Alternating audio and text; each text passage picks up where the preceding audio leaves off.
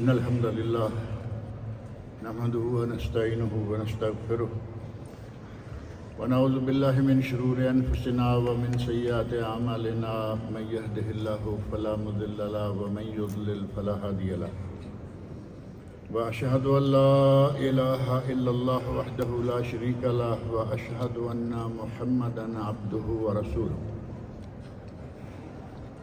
أما بعد فإن خير الحديث كتاب الله وخير الهدي هدي محمد صلى الله عليه وسلم وشر الأمور محدثاتها وكل محدثة بدعة وكل بدعة ضلالة وكل ضلالة في النار رب اشرح لي صدري ويسر لي أمري واحلل عقدة من لساني يفقهوا قولي رب أعوذ بك من همزات الشياطين وأعوذ بك رب أن يحضرون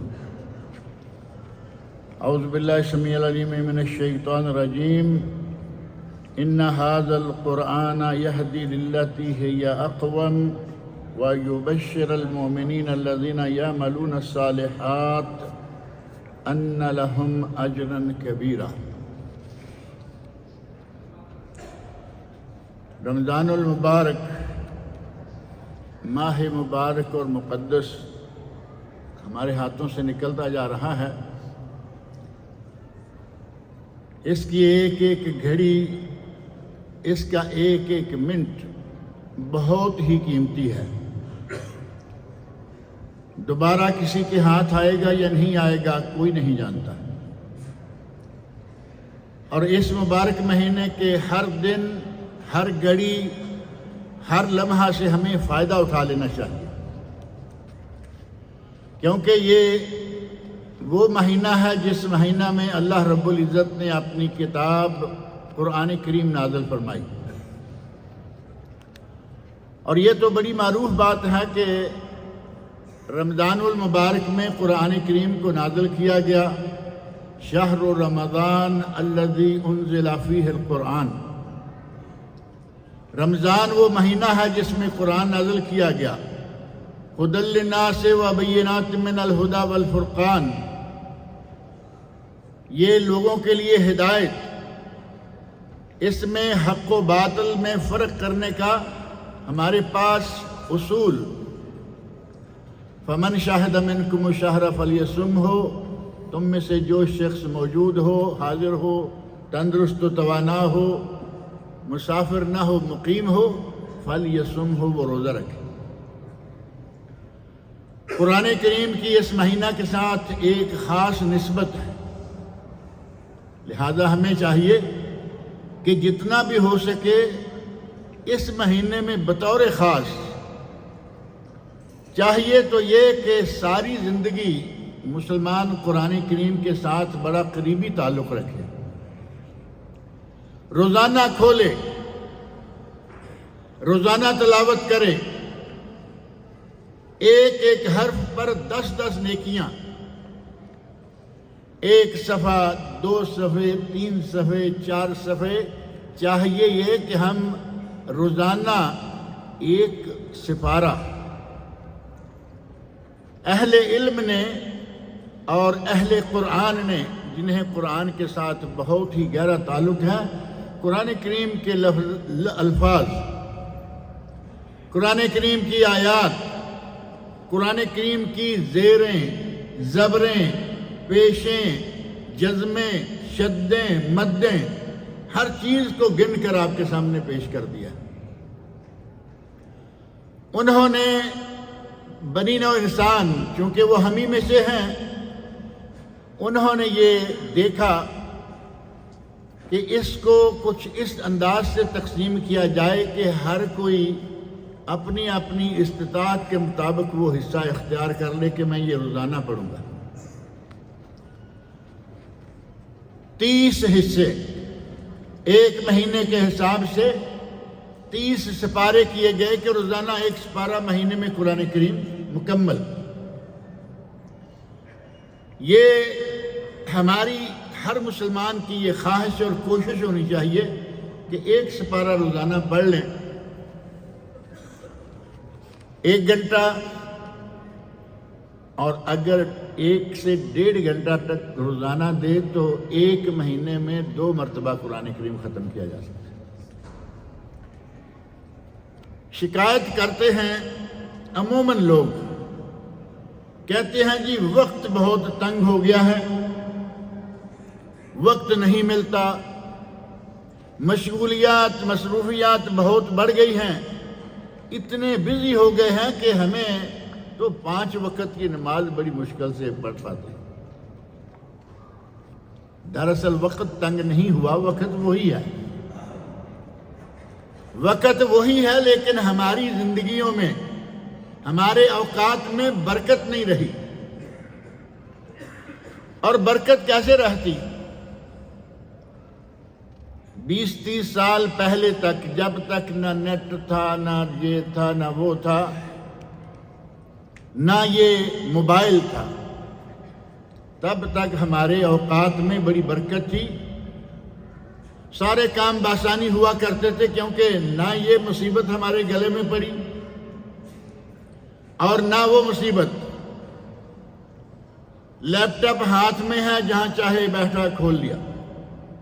آپ نے دیکھا ہوگا ہوٹل میں بیٹھے ہوئے ہیں کھانا کھانے کے لیے، لیکن ساتھ لیپ ٹاپ کھولا ہوا ہے۔ سفر کر رہے ہیں، جہاز میں بیٹھے ہوئے ہیں، لیپ ٹاپ کھولا ہوا ہے۔ گاڑی میں 2-3-4 آدمی ہیں، چلانے والا تو ظاہر ہے ایک ہے، باقی میں سے کسی نے موبائل کھولا ہوا ہے، کسی نے چھوٹا موٹا کوئی پیڈ، آج کل بسکٹ اور پیڈ اور کیا کیا نام آ گئے۔ ہر وقت جہاں کہیں ہمیں تھوڑی سی گنجائش ملی، ڈیوٹی سے گنجائش ملی، کام سے گنجائش ملی، ہمیں وقت مل جاتا ہے، ذرا کچھ نیٹ دیکھ لیں،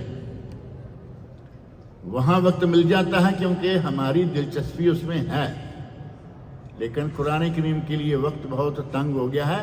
یہ ہمارے حالات میں، ہمارے ایام میں، ہماری زندگیوں میں بے برکتی کا نتیجہ ہے۔ اگر قرآن کریم کے ساتھ مسلمان اپنا تعلق رکھیں جیسا کہ چاہیے، صحیح مسلم میں نبی اکرم صلی اللہ علیہ وسلم ارشاد فرماتے ہیں، ان اللہ یرفع بہذا الکتاب اقواما ویضع بہ آخرین۔ اس قرآن اس کتاب مقدس کی بدولت، اس سے تعلق کے نتیجہ میں اللہ رب العزت کچھ قوموں کو بلندیاں اور ترقیاں عطا فرماتا ہے، وَيَضَعُ بِهِ آخَرِينَ، اور کچھ کو تنزل، زوال کی طرف لے جاتا ہے۔ اور بڑی کھلی واضح سی بات ہے کہ قرآن کریم میں یہ 2 اثر کیسے ہیں۔ اگر ہم نے قرآن کریم کے ساتھ صحیح معنوں میں تعلق جوڑ کر رکھا، یہ ہمیں ترقیوں پہ لے جائے گا۔ یہ نبی صلی اللہ علیہ وسلم کی بات ہے، کسی کا فتویٰ نہیں، اور صحیح مسلم کی حدیث ہے، جو کہ صحیح بخاری شریف کے بعد پہلے نمبر پر آنے والی کتاب ہے۔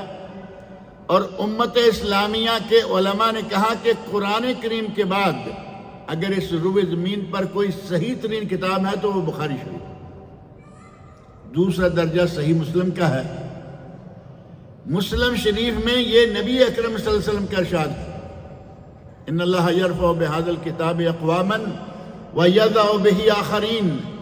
اس قرآن کی برکت سے، اس قرآن کے ساتھ تعلق رکھنے کے نتیجہ میں اللہ رب العزت کچھ قوموں کو عزتیں، رفتیں، بلندیاں، ترقیاں اور عروج عطا کرتا ہے، وَيَضَعُ بِهِ آخَرِينَ، اور اسی سے تعلق نہ رکھنے کے نتیجہ میں، اسی کو پش پشت ڈال دینے کے نتیجہ میں اللہ رب العزت انہیں زوال میں مبتلا کر دیتا ہے۔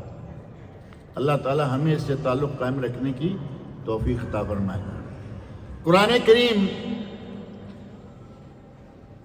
بعض لوگ کہتے ہیں کہ ایک تو بہانہ ہے کہ وقت بہت تنگ ہو گیا ہے، اور دوسرا ہمارا اپنا بنایا ہوا بہانہ ہے۔ ایک فہم ہے، بلکہ غلط فہم ہے۔ مسلمانوں میں ایک مائنڈ یہ بنا ہوا ہے کہ قرآن کریم ہوگا تو اس میں سے پڑھیں گے، یعنی ہاتھ میں قرآن کریم ہونا چاہیے، چھوٹا ہے بڑا ہے قرآن کریم ہونا چاہیے، اس میں سے تلاوت کریں گے۔ اور اس کے ساتھ جوڑ کے ایک دوسرا مائنڈ یہ بنا ہوا ہے کہ قرآن کریم مسجد میں بیٹھ کے،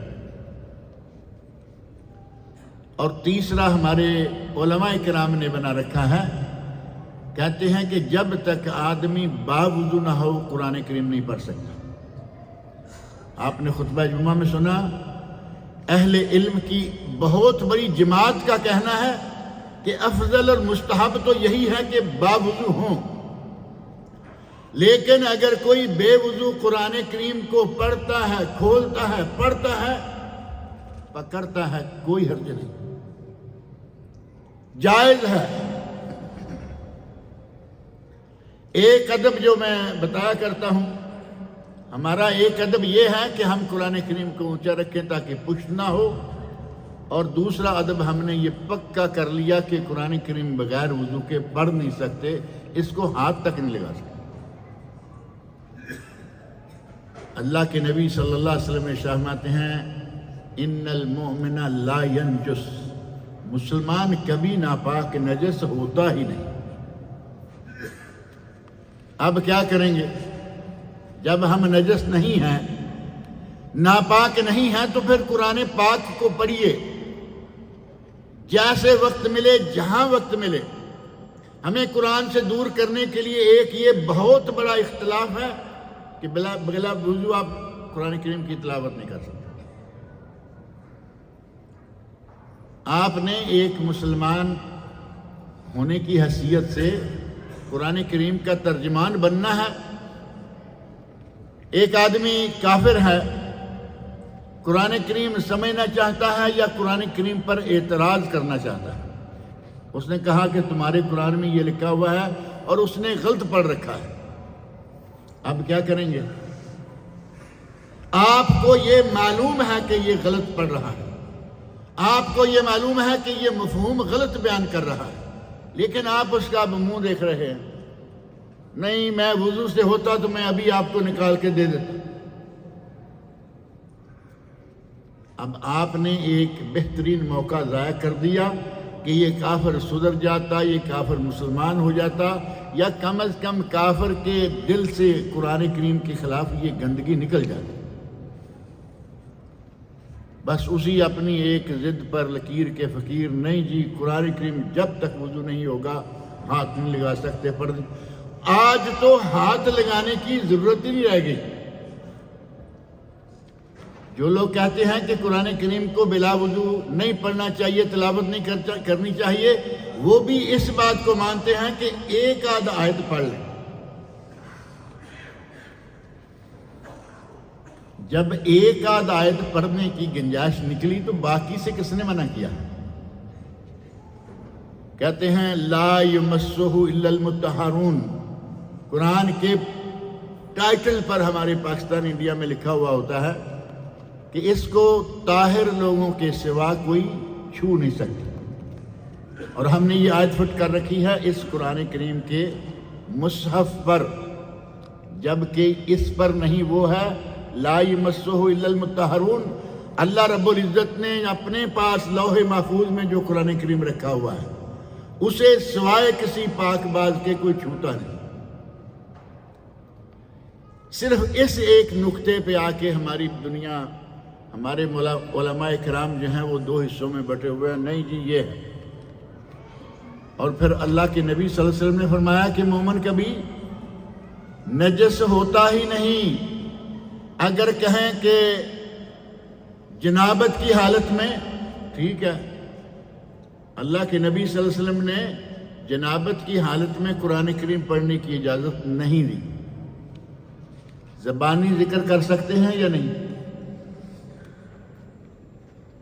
نبی اکرم صلی اللہ علیہ وسلم، ام المومنین حضرت عائشہ صدیقہ رضی اللہ عنہا فرماتی ہیں کانا یذکر فی کل احیانہ، نبی صلی اللہ علیہ وسلم ہر وقت ذکر کیا کرتے تھے۔ کل احیانہ میں کون سا وقت ہے جو کہیں گے کہ 24 घंटे आप सिर्फ बावुज़ू ही रहते थे, आप मौका ब मौका वुज़ू करते रहते थे, ये सही है। और कुल्ले अहयान ही अल्लाह का जिक्र, बाथरूम में दाखिल हों तो अल्लाह का जिक्र बंद हो गया, और उस थोड़े से वक्त के लिए क्या कहा जाता है बाहर निकलते हुए? गुफरानक। गुफरानक का क्यों कहते हैं? या अल्लाह, वहां बैठ के कोई गुनाह किया है? कोई गुनाह नहीं किया। वहां सिर्फ नबी अकरम सल्लल्लाहु अलैहि वसल्लम ने हमें ये सिखलाया कि हम इस थोड़े से वक्त में अल्लाह का जिक्र करने से रुके हुए हैं, या अल्लाह हमें माफ करे। कुरान करीम पढ़िए, हर वक्त पढ़िए, चलते हुए पढ़िए, ऑफिस में पढ़िए। अगर ड्यूटी पर काम नहीं है तो, अब ये नहीं है कि उधर काम है, लोग आए हुए हैं और आप कोने में बैठ के कुरान पढ़ रहे हैं। फारिग वक्त में ऑफिस में कुरान पढ़िए, मस्जिद में कुरान पढ़िए, घर में कुरान पढ़िए, गाड़ी में कुरान पढ़िए।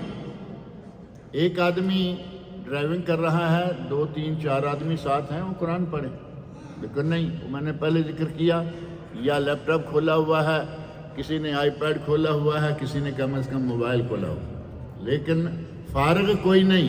वक्त बड़ा तंग हो गया। घरों में आज, हमारे घरों में बड़ी नाचाकियां हैं। मियाँ बीवी बेशुमार केस आप भी सुनते होंगे और हमें भी पहुंचते रहते हैं, लड़ाइयाँ झगड़े। आज से कई साल पहले एक खुतबा जुमा के दौरान इसी मस्जिद में एक वाक़या बयान किया गया जो हमारे लिए इबरत है, हमारे लिए नसीहत है। एक आदमी अपने किसी नेक आदमी, नेक दोस्त के पास बैठ के अपने दिल का, अपने घर का दुखड़ा बोल देता है। दुखड़ा तो समझते हैं ना, बहुत परेशानी है, लड़ाई घर में हर वक्त, नाचाकी और तू मैं तूतकार चलती रहती है। शादी को 15-20 साल हो गए, कई बच्चे हैं। अब जाहिर है कि ना इस औरत को छोड़ने को जी चाहता है। अगर औरत को छोड़ते हैं तो बच्चों का क्या आलम होगा? जो लोग तलाक दे बैठे हैं वो देख चुके हैं कि या बच्चे बेचारे माँ के या बाप के एक तरफ से महरूम, और बहुत सारे बच्चे ऐसे नफ्सियाती मरीज हो जाते हैं।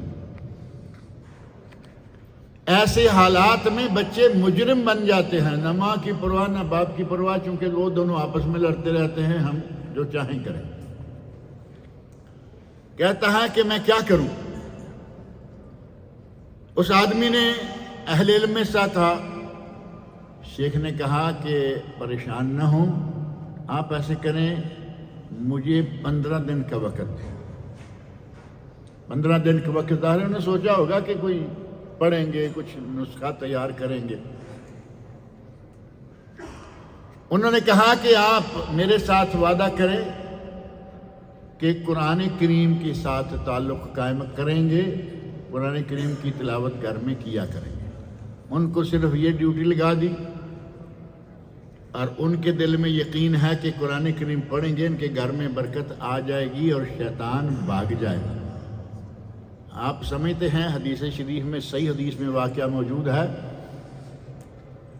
नबी अकरम सल्लल्लाहु अलैहि वसल्लम इरशाद फरमाते हैं कि शैतान पानी पर अपना अर्श बिछाता है, पानी पर, और अपनी फौजें इधर उधर, उसके लश्कर भी तो बेशुमार है ना। उसके लश्करों की तादाद का अंदाज़ा आप इसी से कर सकते हैं कि अल्लाह रब्बुल इज़्ज़त ने फरमाया, मिनल जिन्नते, सूरतुल फलक, सूरतुन नास, मिनल जिन्नते वन नास। ये शर पैदा करने वाले सिर्फ जिन्न उसके साथी नहीं, उसे तो बहुत बड़ी फौज इंसानों में से मिली हुई है। जिन्नों इनसे ये दुनिया भरी हुई है, और उसके साथ दोनों ही है, बल्कि ज्यादा उसी के साथ। اپنی فوجیں بگاتا ہے. یہ نبی اکرم صلی اللہ علیہ وسلم کا ارشاد ہے. ادھر ادھر اس نے فوجیں بھیجیں, آ کے ہر کوئی اپنی اپنی رپورٹ دیتا ہے. میں آج ایک آدمی کے ساتھ لگا رہا, اس نے بہت بھاگنے کی کوشش کی لیکن میں نے اسے شراب پر لگا لیا. ایک آدمی کو میں نے گندے تعلقات میں پھنسا دیا, ایک آدمی سے میں نے یہ کروا دیا, ایک آدمی سے میں نے یہ کروا دیا, اور ایک آ کے کہتا ہے کہ میں ایک آدمی کے ساتھ جڑا رہا, آج میں نے اس کو اس وقت چھوڑا جب وہ میاں بیوی دونوں میں تفریق, دونوں میں جھگڑا پیدا کر دیا. تو شیطان کہتا ہے انت تو ہے جس نے کوئی کام کیا ہے, کارنامہ سر انجام دیا ہے. اس کے نزدیک باقی سارے کاموں سے سب سے بڑا شر یہ ہے, اور اس میں کوئی شک بھی نہیں. کسی گناہ کا ایک شخص سے تعلق ہے, کسی کا دو سے تعلق ہے, یہ وہ گناہ ہے جس کا دو فیملیوں سے تعلق ہے. میاں بیوی کا جھگڑا ہوگا, دو فیملیاں, لڑکی والا گھر بھی اور لڑکے والا گھر بھی, اور ایک ایک گھر میں اور گھر کے آگے گھروں میں کتنی دنیا اٹیچ ہے ان دو لوگوں سے.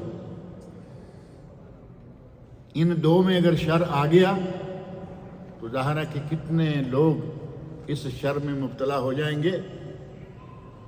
اس آدمی نے اپنے دوست عالم ساتھی کے قول پر عمل کیا, نصیحت پر عمل کیا, اور قرآن کریم کی تلاوت شروع کر دی. نبی اکرم صلی اللہ علیہ وسلم کا ارشاد ہے کہ جس گھر میں قرآن کریم, خاص طور پر صرف ایک سورت, سورۃ البقرہ پہلی سورت, تھوڑی لمبی ہے لیکن اس کا مطلب یہ نہیں ہے کہ آپ بیٹھیں تو پڑھ کے ہی اٹھیں, 2 3 4 حصوں میں صحیح, 2.25 سپارے ہیں, اتنی زیادہ نہیں, 2.5 سپارے مشہور ہے, 2.25 کے آگے پیچھے ہے. آپ اگر بالفرض زیادہ نہیں بھی پڑھ سکتے تو اس کو 5 حصوں میں کر لیں, ہفتے کے اندر اندر آپ دوسری مرتبہ شروع کر سکتے ہیں. لیکن اب یہ نہیں کہ صرف سورۃ البقرہ پہ ہی بیٹھ جائیں, جیسے ہمارے 5 سورہ والے کرتے ہیں, ساری عمر 5 سورہ ہی پڑھتے رہتے ہیں, قرآن کریم کی طرف جاتے نہیں. کیا باقی قرآن نہیں؟ 5 سورہ کے پیچھے نہیں, قرآن کو ہاتھ میں لیں. سورہ بقرہ اسی میں ہے, سورہ بقرہ مکمل ہو آگے جائیے, اس میں سورہ فلق آئے گی, اس میں سورہ ناس آئے گی, اس میں بہت ساری موقع بموقع آیات آئیں گی جن سے انشاءاللہ شیطان بھاگ جائے گا. اور قرآن کریم شیطان بھاگے نہ بھاگے, نیکیوں کا انبار, شیطان کو بھگانے کے لیے بہترین ہتھیار. 15 دن لیے تھے, 8-10 دن کے بعد وہ آدمی کال کر کے کہتا ہے شیخ میرے گھر کے حالات سدھر گئے. آپ اندازہ کریں, طلاق تک نوبت آئی ہوئی, قرآن کریم کی برکت سے 1 ہفتے کے اندر اندر حالات سدھر گئے. ہمارے گھروں میں قرآن نہیں پڑھا جاتا. ہمارے بعض بھائی بڑے شوق سے دوسروں کو کہتے ہیں کہ ہمارے بچے نے قرآن کو حفظ کر لیا, بہت اچھی بات ہے. ان اللہ یرفع بہذا الکتاب اقواما ویضع بہ آخرین. حقیقت یہ ہے کہ قرآن کریم کی برکت سے, اللہ رب العزت کے فضل سے اس قرآن نے تمہارے بچے کو محفوظ کر دیا.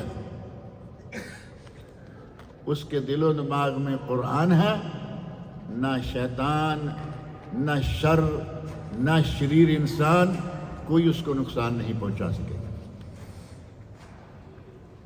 قرآن کریم کی بے شمار برکتیں اور بے شمار فضائل ہیں.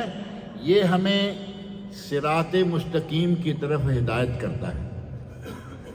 پہلا بہترین ایک فائدہ سمجھ لیں, شیطان کو بھگاتا ہے, ترقیاں عطا کرتا ہے, اور یہ ہمیں ہدایت کی طرف لے جاتا ہے.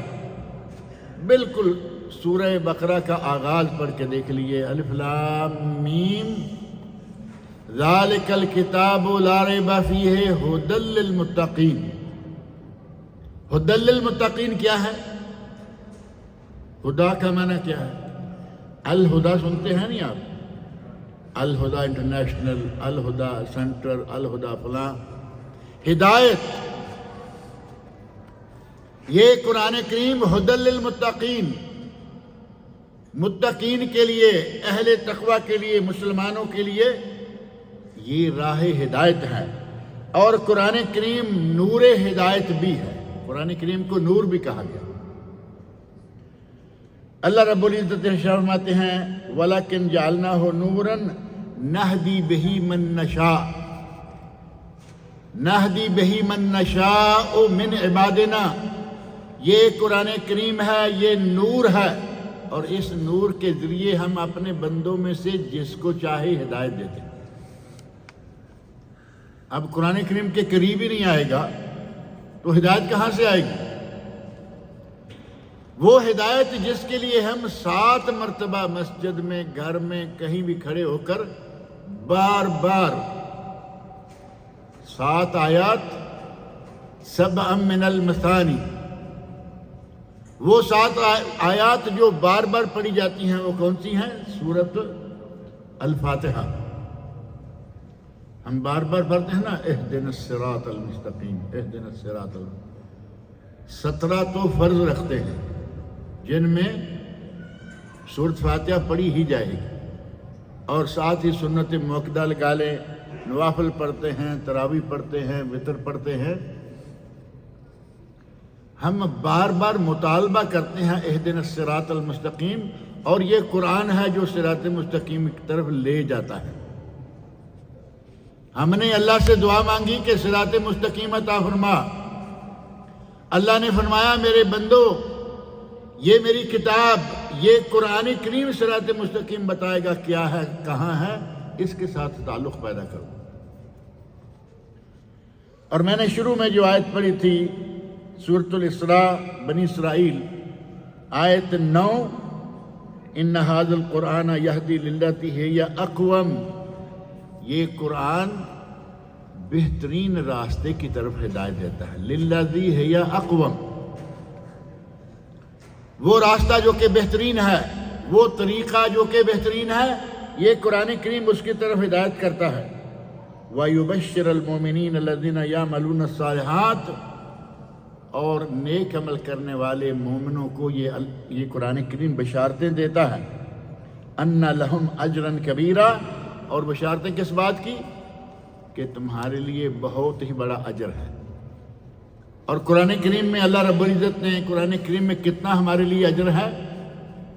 نبی اکرم صلی اللہ علیہ وسلم نے بتا دیا نا، 1 حرف پر 10 نیکیاں، اس میں تمہارے لیے بہت ہی اجر ہے، اور یہ فرقان ہے۔ ھدی للناس وبینات من الہدی والفرقان، یہ قرآن جو اس رمضان میں نازل ہوا ہدایت ہے لوگوں کے لیے، اس میں نشانیاں ہیں تمہارے لیے ہدایت کی، اور یہ تمہارے لیے وہ اصول رکھتا ہے جن کے ذریعے تم حق اور باطل میں فرق کر سکتے ہو۔ اور سورہ نساء میں فرمایا یا ایھا الناس قد جاءکم برہان من ربکم، قد جاءکم برہان من ربکم، اے لوگو تمہارے پاس اللہ رب العزت کی طرف سے برہان اور دلیل آ گئی ہے۔ وَأَنزَلْنَا إِلَيْكُمْ نُورًا مُبِينًا، ہم نے تمہارے لیے واضح نور نازل کیا ہے۔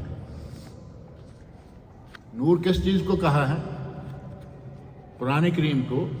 انزلنا، ہم نے نازل کیا، الیکم تمہاری طرف، نورا مبینہ، نور واضح، واضح نور نازل کیا ہم نے تمہاری طرف۔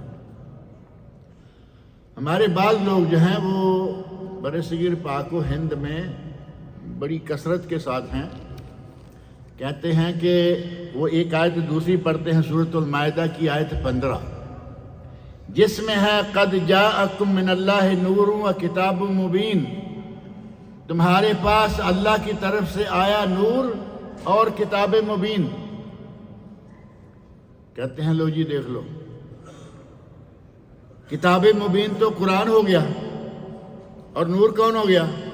کہتے ہیں کہ نور نبی صلی اللہ علیہ وسلم، نبی صلی اللہ علیہ وسلم کو اللہ نے نور قرار دیا ہے، جبکہ نور قرآن کریم ہے، نور بھی قرآن کریم ہے۔ اس آیت میں یہ دو لفظ جو ہیں نور و کتاب، دونوں قرآن کریم کے لیے ہیں۔ کسی تھوڑا سا جو صرف ناو پڑھا ہوا ہو، تھوڑا سا پڑھا، بہت بڑے عالم مفتی کی ضرورت نہیں۔ دوسری تیسری کلاس میں اسلامی مدارس میں بہترین نحو کے ماہر طالب علم ہوتے ہیں، کسی طالب علم کو لاؤ، اسے کہو کہ اس آیت سے جو اگلی آیت ہے وہ بھی پڑھ دو۔ آیت 15 میں نور و کتاب مبین آیا، کہتے ہیں نور نبی اور کتاب قرآن۔ اگلی آیت میں ہے یہدی بہ اللہ، بہی یہدی بہی اللہ، اس ایک بہی ایک کے لیے ہوتا ہے، دو کے لیے نہیں ہوتا، بہما دو کے لیے، بہی بہما بہم صرف ناو والے جانتے ہیں کہ یہاں بہی کیوں آیا، کیونکہ نور اور کتاب دونوں ایک چیز ہے۔ اللہ رب العزت نے بالکل واضح طور پر فرما دیا یہدی بہ اللہ من اتبع رضوانہ سبل السلام ویخرجہم من الظلمات الی النور بإذنہ۔ ہمارے یہاں قرآن کریم کی آیات کا ترجمہ، اس کا مفہوم بھی اپنی مرضی سے مقرر کر لیتے ہیں، لیکن تھوڑا آگے پیچھے دیکھ کر مقرر کریں تو شاید یہ غلط فہمیاں نہ ہوں۔ یہ بات ماننے والے پاکستان میں، انڈیا میں، بنگلہ دیش میں کوئی تھوڑے سے لوگ نہیں، بھرا ہوا ہے ہمارا پورا بر صغیر ان لوگوں سے جو کہتے ہیں کہ نبی صلی اللہ علیہ وسلم نور ہے، نور من نور اللہ ہے، نور ہیں۔ کوئی کہے گا آپ کا سایہ نہیں تھا، کوئی کہے گا یہ نہیں تھا، جبکہ سایہ بھی صحیح حدیث میں ثابت ہے۔ اللہ رب العزت نے اس کو ہمارے لیے نور بنایا، اس کو ہمارے لیے ہدایت بنایا، اس کو ہمارے لیے فرقان بنایا، اور اس کو ہمارے لیے شفا، دلوں کے لیے شفا، شفاء القلوب، اور شفاء الابدان، جسموں کی شفا اور دلوں کی شفا۔ دل کی شفا کیا ہے؟ بلکہ یہ کہیے کہ دل کی پہلے بیماریاں کیا ہیں، کوئی ایک ہیں۔ ہمارے دلوں میں اپنے مسلمان بھائیوں کے خلاف نفرت، ہمارے دلوں میں اپنے مسلمانوں بھائیوں کے خلاف حسد۔ یہ جو آج کل نظر بد اور یہ کہتے ہیں جی پتہ نہیں جن چمٹ گیا ہے یا نظر بد ہے، یہ نظر بد اب زیادہ ہوتی ہے۔ حسد، بغض، حقد، نفرتیں، یہ ساری دل کی بیماریاں ہیں۔ قرآن کریم دل کی بیماریوں کے لیے بھی شفا ہے اور جسم کی بیماریوں کے لیے بھی شفا ہے۔ سورۃ فاتحہ کا واقعہ تو آپ نے سنا ہوگا نا، صحابہ کا ایک چھوٹا سا قافلہ کہیں، گروہ کہیں، لشکر کہیں، وہ جا رہے تھے، راستے میں ایک جگہ آئی، انہوں نے کہا کہ ہمیں تھوڑی سا رات گزارنے کے لیے اپنے اس گاؤں کے ساتھ جگہ دے دو۔ صحرائی علاقے، اکیلے کہیں 2 4 10 لوگ بیٹھ جائیں گے، پتہ نہیں کوئی ڈاکو آ جائیں، کون آ جائے۔ اس وقت حالات کچھ اس طرح کے تھے۔ کسی گاؤں کے ساتھ بیٹھیں گے تو ظاہر ہے کہ لوگوں کو، ڈاکوؤں کو بھی پتہ ہے کہ یہ گاؤں ہے۔ انہوں نے کہا نہیں پتہ نہیں تم کون ہو، جاؤ۔ آگے نکال دیا۔ آگے جا کے انہوں نے تھوڑی دور جا کے ہی ڈیرا لگا لیا کہ اب تمہارا کھاتا ختم ہو گیا، اب اللہ کی زمین ہے، ہم یہاں۔ پیچھے سے ان گاؤں والوں کے یا قبیلہ والوں کے سردار کو سانپ یا بچھو نے ڈس لیا۔ سانپ یا بچھو، کسی زہریلے جانور نے ڈس لیا۔ ان کے پاس جو حکیم صاحب تھے، قبیلوں میں اپنا ایک حکیم ہوا کرتا تھا۔ آج کل بھی 4 6 دیہات میں ایک کوئی نہ کوئی حکیم ہوتا ہے۔ اب تو خیر ڈاکٹروں کی ماشاءاللہ بھرمار ہے، لیکن حکیم اب بھی ہے۔ ان کے حکیم نے بڑی کوشش کر لی، سردار چیخ رہا ہے، چلا رہا ہے، حال مر گیا، یہ ہو گیا، وہ ہو گیا، کوئی فائدہ نہیں ہو رہا۔ کسی نے کہا یہ جو بندے یہاں سے گئے تھے نا، جنہوں ہم نے نکال دیا، یہ دور نہیں گئے، قریب ہی انہوں نے ایک جگہ ڈیرا لگایا۔ دیکھنے میں لگتا تھا، اب ظاہر ہے کہ سارے تو نکالنے والے نہیں تھے نا، اس نے کہا دیکھنے میں لگتا تھا کہ وہ کوئی اچھے لوگ ہیں، جاؤ جا کے ان سے بات کرو، شاید ان کے پاس کچھ علاج ہو۔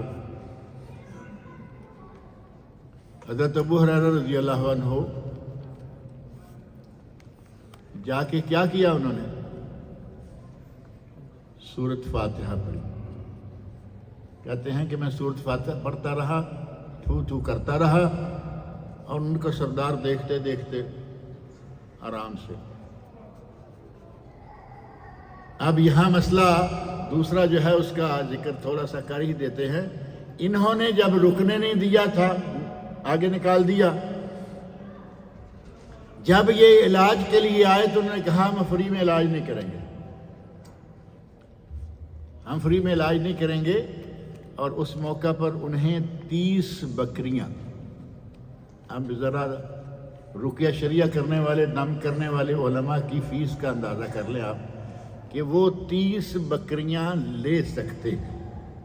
طے ہوا علاج کریں گے، دم کریں گے، لیکن ہم فری میں نہیں۔ 30 بکریاں صحابہ راستے میں ذبح کر کے کھانے کا ارادہ کرتے ہیں تو ایک دوسرے کہتے ہیں کہ بھائی کہیں ایسا نہ ہو کہ ہمارے لیے جائز نہ ہو، کیونکہ ابھی پہلی مرتبہ یہ قرآن پڑھ کے دم کر کے ہمیں یہ مال ملا ہے، ہو سکتا ہے حلال نہ ہو، ہماری طرح کے تو تھے نہیں نا، پر چلیے پہلے آج پارٹی کرتے ہیں، بعد میں دیکھا جائے گا، پوچھیں گے، اگر حلال نہیں ہوئی تو باقی کی چھوڑ دیں گے۔ کہا نہیں، جب تک پوچھ نہیں لیں گے نہیں کھائیں گے۔ نبی اکرم صلی اللہ علیہ وسلم کے پاس گئے، پوچھا، آپ نے فرمایا حلال ہے اور میرا حصہ بھی لاؤ، یعنی 30 بکریاں گوشت کھاؤ اور مجھے بھی۔ قرآن کریم پڑھ کر، قرآن کریم پڑھا کر اگر کوئی فیس مانگتا ہے تو ہمارے یہاں عموماً لوگ ناک منہ چڑھاتے ہیں، لو جی قاری صاحب فیس مانگتے ہیں،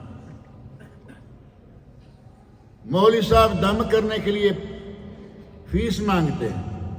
یہاں دیکھا ہے فیس کتنی لی گئی، اور نبی اکرم صلی اللہ علیہ وسلم نے اس مبارک فیس کو یہ نہیں کہا کہ چلو کھا لو، کہا مجھے بھی لا کے دو، اتنا یہ مبارک تمہارا معاملہ ہے۔ شفا، جسم کی شفا ہوئی یا نہیں؟ قرآن دلوں کی شفا، قرآن جسموں کی شفا۔ اللہ رب العزت ارشاد فرماتے ہیں سورہ یونس آیت نمبر 57، یا ایھا الناس قد جاءتکم موعظۃ من ربکم وشفاء لما فی الصدور۔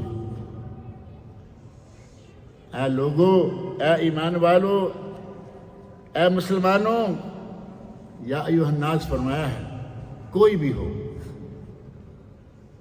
تمہارے پاس وہ چیز آ گئی ہے جس میں شفا ہے دلوں کے لیے، شفاء لما فی الصدور، سینوں میں جو بیماریاں ہیں قرآن پڑھو، وہ ساری بیماریاں دور ہوتی جائیں گی۔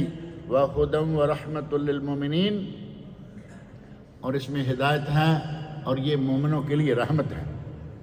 اور سورۃ الاسراء بنی اسرائیل کی آیت نمبر 82 میں فرمایا وَنُنَزِّلُ مِنَ الْقُرْآنِ مَا هُوَ شِفَاء، اور ہم قرآن میں سے وہ چیز نازل کرتے ہیں جو کہ شفاء و رحمت للمؤمنین، جو مومنوں کے لیے شفا بھی ہے، رحمت بھی ہے۔ وَلَا يَزِيدُ الظَّالِمِينَ إِلَّا خَسَارًا، اور ظالموں کو خسارہ اور نقصان کے سوا کچھ ہاتھ نہیں لگے گا۔ قرآن کریم کی تاثیر کتنی ہے، قرآن کریم کس طرح اثر انداز ہوتا ہے انسانوں پر، جنوں پر اور جمادات۔ جماد سمجھتے ہیں نا، پتھر، پہاڑ، یہ جمادات ہیں۔ قرآن کریم جمادات پر بھی اثر انداز ہوتا ہے۔ اللہ رب العزت نے فرمایا ہے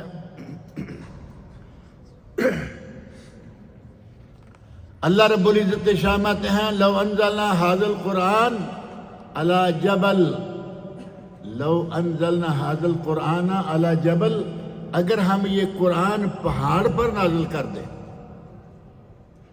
لرأیتہ خاشعا متصدعا، خاشعا متصدعا، آپ دیکھتے کہ وہ پہاڑ بھی ڈر جاتا، متصدعا متشققا، پھٹ جاتا قرآن کریم کی تاثیر سے۔ قرآن کریم کا اتنا اثر ہے کہ پہاڑ پہ نازل ہو تو وہ بھی ڈر جائے، خاشعا، ہم پہ نازل ہو چکا ہے، کتنا ڈرتے ہم، 1450 سال پہلے نازل ہو گیا، مکمل ہو گیا، اور ہماری حالت آج یہ ہے کہ ہمارے پاس وقت نہیں ہے، وقت بڑا تنگ ہو گیا ہے، اور پتہ نہیں کیا کیا کچھ ہو گیا ہے، قرآن کے قریب نہیں آتے۔ اس قرآن کریم نے اہل کتاب پر اثر کیا۔ حضرت عبداللہ بن سلام رضی اللہ عنہ یہودی تھے، قرآن کریم سنا، مسلمان ہو گئے، اور مکہ مکرمہ کے مشرکین قرآن کریم سنتے رہے، اور قرآن کریم سنتے سنتے مسلمان ہوتے رہے۔ اور آپ نے سنا ہوگا کہ ایک انہوں نے مجلس بنائی، اور اس مجلس میں انہوں نے طے کیا کہ بھائی دیکھو، آج کے بعد کوئی اس کا قرآن نہیں سنے گا۔ مشرک تھے، مجرم تھے، آج کے بعد اس کا قرآن، پتہ چل گیا ایک دوسرے کو کہ یہ چھپ چھپ کے قرآن سنتے ہیں، تو کہا، سارے اکٹھے ہو گئے، جو سننے والے تھے وہ بھی اور دوسرے بھی، طے کیا کہ آج کے بعد کوئی قرآن نہیں سنے گا۔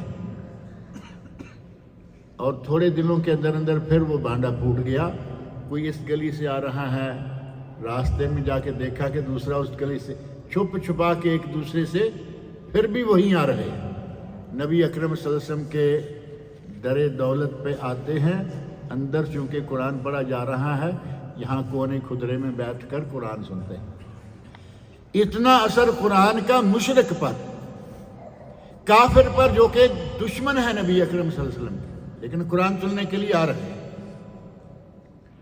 حضرت طفیل بن عمر دوسی رضی اللہ عنہ کا واقعہ آپ نے سنا ہوگا، بڑا مشہور واقعہ ہے۔ وہ کہتے ہیں کہ میں مکہ مکرمہ میں آیا تو میں اپنے علاقے میں ایک خاص عزت والا مقام رکھتا تھا، میں شاعر تھا، میں بہت ہی سمجھدار عقل مند آدمی تھا، علاقے میں پہچانے گئے ہوتے ہیں لوگ۔ کہتے ہیں میں مکہ میں آیا، مجھے مکہ کے سردار اور یہ وہ، چونکہ یہ ایک خاص آدمی ہیں، وہ آ کے بار بار مل رہے ہیں، کہہ رہے ہیں ہمارے یہاں ایک آدمی اٹھا ہے، اس نے تو تباہی کر دی ہے، گھروں میں فساد پیدا کر دیا، اتنا بڑا جادوگر ہے، میاں بیوی کو لڑا دیا، بہن بھائی کو لڑا دیا، ماں باپ کو لڑا دیا، اولاد اور والدین کو لڑا دیا۔ اس کی بات تو بالکل نہیں سننا، یہ نہیں کہا کہ اس کی بات ماننا نہیں، کہا کہ اس کی بات سننا ہی نہیں، کیونکہ انہیں معلوم ہے جو سن لیتا ہے قرآن کریم، جو سن لیتا ہے وہ پھر کم ہی ہے جو وہاں سے بچ کے نکل جائے۔ اس طرح کی نصیحت یہاں بھی کئی لوگوں نے کی، یہاں بھی کئی لوگوں نے، آپ کو معلوم ہے کہ ہم ساری مسجدوں میں ہمارے پاکستانی انڈین بھائی موجود ہیں، بنگالی بھائی موجود ہیں، کوئی امام ہے قائم مقام، کوئی مؤذن ہے قائم مقام، کوئی مسجد کا خادم ہے قائم مقام۔ ایک مسجد کے امام نے اپنے مقتدیوں سے کہا، دیکھو یہ جالیات سینٹر جس کو کہتے ہیں نا، دعوت سینٹر، اسلامک سینٹر، اس میں مت جایا کرو، وہاں جا کے درس وغیرہ نہ سنا کرو۔ وہی رویہ ہے یا نہیں جو مشرکین مکہ نے حضرت طفیل بن عمر دوسی کے ساتھ کیا؟ جایا نہ کرو، سنا نہ کرو، کیونکہ قرآن کریم پڑھیں گے، نبی صلی اللہ علیہ وسلم کے ارشادات بیان کریں گے تو تم پھنس جاؤ گے، جایا ہی نہ کرو۔ کہا کہ تم نے بالکل اس شخص کی بات کو سننا ہی نہیں۔ حضرت طفیل بن عمر دوسی کہتے ہیں کہ بڑا مجھے انہوں نے ڈرایا کہ یہ وہ، تم بھی نہیں گئے، کہتے ہیں کہ میں نے کانوں میں روئی ٹھونس لی، دونوں کانوں کو دبا کے بند کر دیا کہ کہیں ایسا نہ ہو کہ آواز پڑ جائے۔ اور ان کا اپنا بیان ہے، کہتے ہیں کہ اللہ رب العزت اس کے سامنے کون بند باندھے گا؟ اللہ کے کلام کے سامنے میں کچھ نہیں کر سکا، مجھے پتا نہیں کہ میں نے کیسے کچھ آیات سن لی۔ کہتے ہیں کہ میں کعبہ کو تو مشرکین بھی مانتے تھے، عزت کرتے تھے، کعبہ کے قریب تھا، اپنا میں وہ پورا ڈیفنس کیا ہوا تھا، لیکن گزرتے گزرتے میرے کانوں میں پھر بھی آواز پڑ گئی اور مجھے بہت اچھا لگا۔ ان کلمات کو سن کر کہتے ہیں کہ میں نے کلام حسن، خوبصورت کلام سنا۔ کہتے ہیں کہ میں نے کہا اس آدمی کی باتیں کرتے ہیں کہ اس کے پاس میں بیٹھنا، اس کے قریب نہیں جانا، اس کی بات سننا ہی نہیں۔ کہا اچھا۔ بیٹھے رہے، نبی اکرم صلی اللہ علیہ وسلم جب تک وہاں رہے وہاں بیٹھے رہے۔ جیسے ہی آپ گھر کی طرف تشریف لے گئے، وہ کہتے ہیں میں پیچھے ہو گیا، میں گھر تک گیا، بیٹھ گیا، بٹھا لیا مجھے آپ نے، اور میں نے ساری صورتحال بتائی جو میرے ساتھ بیتی تھی کہ یہ مکے والے یہ کہہ رہے ہیں تمہارے بارے میں۔ لیکن میں نے دیکھا ہے کہ میں یہاں، انہوں نے کہا کہ میں پڑھا لکھا، میں شاعر، اور میں اپنے علاقے کا سب سے قابل کہا جائے، عقل مند کہا جائے، سب سے بڑا عقل مند ہوں۔ مجھے ایسا کچھ فرق نظر نہیں آیا جو تمہاری زبان سے میں نے تھوڑا سا سنا، لیکن مجھے بتاؤ، مجھے تھوڑا اور سناؤ۔ تھوڑا اور قرآن کریم سنا، اور حضرت طفیل بن عمر دوسی رضی اللہ عنہ مسلمان ہو گئے۔ مسلمان ہو گئے تو جو لوگ کہہ رہے ہیں فَلَا تُكَلِّمَنَّهُ، اب یہ لفظ جو ہے نا، ایک تو تھا نا لا تکلم، لا تکلم، بات نہیں کرنا، وَلَا تَسْمَعُنَّ مِنْهُ شَيْئًا، نہ تکلم کہا نہ تسمع کہا، تُكَلِّمَنَّ تَسْمَعُنَّ، ہرگز ہرگز اس سے بات ہی نہیں کرنا، اور ہرگز ہرگز اس کی بات سننا ہی نہیں۔ وہ تو بھانڈا پھوٹ گیا ان کا، اس نے کہا ایسی یہ تو بات یہاں لگتی نہیں، مسلمان ہو گئے۔ کہتے ہیں کہ میں مسلمان ہو گیا تو میں نے نبی اکرم صلی اللہ علیہ وسلم کی خدمت میں عرض کیا، یا رسول اللہ، مجھے میرے علاقے میں میری حیثیت ہے، میری لوگ بات مانیں گے، آپ مجھے اجازت دیجئے کہ میں اب جاؤں تو کیا کروں، دعوت و ارشاد کا کام شروع کروں۔ نبی اکرم صلی اللہ علیہ وسلم نے دعا فرمائی، اللہم اجعل لہ آیہ، اے اللہ تیرا یہ بندہ اپنے قبیلے کی طرف جا رہا ہے دعوت و ارشاد کا کام کرنے کے لیے، اس کے لیے کوئی نشانی بنا دے، اس کے لیے کوئی نشانی بنا دے کہ یہ آدمی صحیح دائی، صحیح مبلغ اور صحیح اپنے دین کا خدمتگار ثابت ہو۔ کہہ رہے ہیں کہ میں نبی صلی اللہ علیہ وسلم سے نکلا، اپنی قوم کی طرف جانے لگا، تو راستے میں کیا ہوا، میں دیکھتا ہوں کہ میرے ماتھے کے درمیان نور کا ایک چھوٹا سا نشان بن گیا۔ صحیح سیرہ میں یہ واقعہ موجود ہے کہ میرے ماتھے کے درمیان سفید نشان سا بن گیا ہے۔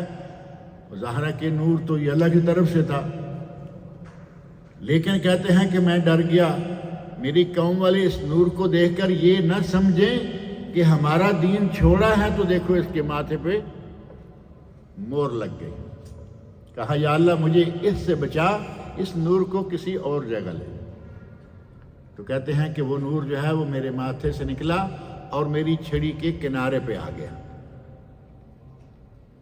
میں قوم کی طرف جا رہا ہوں اور میری چھڑی باقاعدہ، جیسے اب کیا کہیں کہ آدمی جا رہا ہو، ہاتھ میں شمع ہو یا قندیل ہو، ہاتھ میں کوئی بھی ایسی چیز پکڑی ہوئی ہو، وہ چمک رہی ہے اور میری قوم کے لوگ دیکھ رہے۔ قرآن کریم جس کو سننے سے روکتے رہے، اللہ نے وہ پہنچا دیا، اور ساتھ ہی بندہ قرآن کریم کی برکت سے ہی مسلمان ہو گیا۔ مشرکین سنتے تھے، اسلام لاتے تھے جنوں نے قرآن کریم سنا. قرآن کریم میں کئی مسلمان ہیں وہ جن کا ہی انکار کرتے ہیں، جن ہے ہی نہیں. اب پتہ نہیں ایسے لوگوں کو اللہ تعالیٰ کا اپنا نظام ہے، شیطان ان کی حفاظت کرواتا ہے کہ اس کو اگر جنہوں نے مارا پیٹا تو پھر یہ مانیں گا، اس کو اپنا شر پھیلانے دو. جن ہے ہی نہیں.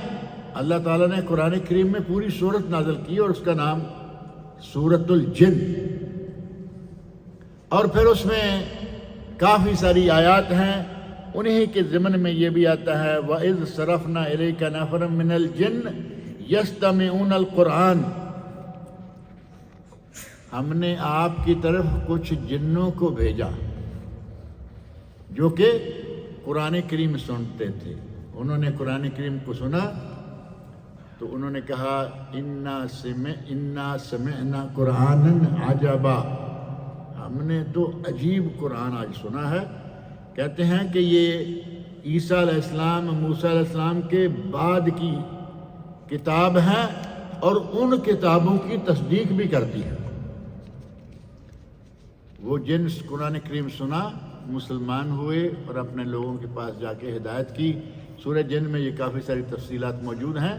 اللہ رب العزت کے اس کلام مقدس کو سننے کے لیے امام قرطبی رحمۃ اللہ علیہ فرماتے ہیں کہ جن 2 مرتبہ آئے.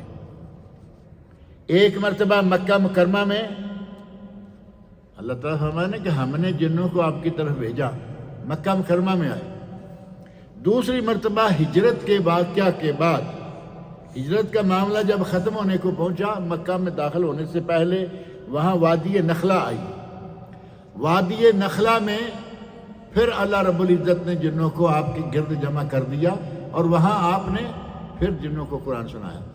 جن قرآن سنتے ہیں اور ساتھ ہی اسلام لے آتے ہیں اور قرآن کریم کو وہ بڑا مقام دیتے ہیں. کہتے ہیں کہ ہم نے آج، عجیب کا معنی یہ نہیں ہے کہ ہمارے لیے عجیب سی بات، وہ عجیب نہیں، قرآن کریم کی عظمت کے سامنے کہتے ہیں کہ ہم نے تو آج ایک بڑی اسپیشل کتاب سنی ہے. اللہ رب العزت نے اور تو اور قرآن کریم کا اثر نبی اکرم صلی اللہ علیہ وسلم تک نہ کیا. کام زیادہ نہ ہو رہا ہے، ہوٹل نہ بند ہو جائیں. ایک مرتبہ مجھے یہاں سے اس طرح لیٹ ہو رہے تھے تو ایک صاحب نے مجھے بعد میں کہا تھوڑا جلدی چھوڑ دیا کرے. میں نے کہا خیریت ہے؟ ہوٹل جانے تک کھانا ختم ہو جاتا ہے، بچا کچا کھانا پڑتا ہے. میں نے کہا انشاءاللہ تعالیٰ آج کے بعد آپ کو بچا کچا کھانے کا موقع نہیں دیں گے. نبی اکرم صلی اللہ علیہ وسلم پر قرآن پڑھا گیا 2 مرتبہ، لیکن یہ واقعہ بیان کریں گے دونوں سے بات لمبی ہو جائے گی. حضرت ابی بن کعب رضی اللہ عنہ، انہوں نے قرآن پڑھا. نبی اکرم صلی اللہ علیہ وسلم نے ان کے سامنے قرآن پڑھا. اور حضرت عبداللہ بن مسعود رضی اللہ عنہ، آپ نے انہیں کہا کہ قرآن پڑھو. تو حضرت عبداللہ مسعود کہتے ہیں یا رسول اللہ قرآن آپ پہ نازل ہوا اور پڑھوں میں؟ کبھی موقع ملا تو انشاءاللہ تفصیل کے ساتھ یہ واقعات بیان کریں گے. اللہ رب العزت سے میری دعا ہے کہ وہ مجھے آپ سب کو قرآن کریم کے ساتھ جوڑے، اسے پڑھنے، اس کی تلاوت کرنے کی توفیق عطا فرمائے.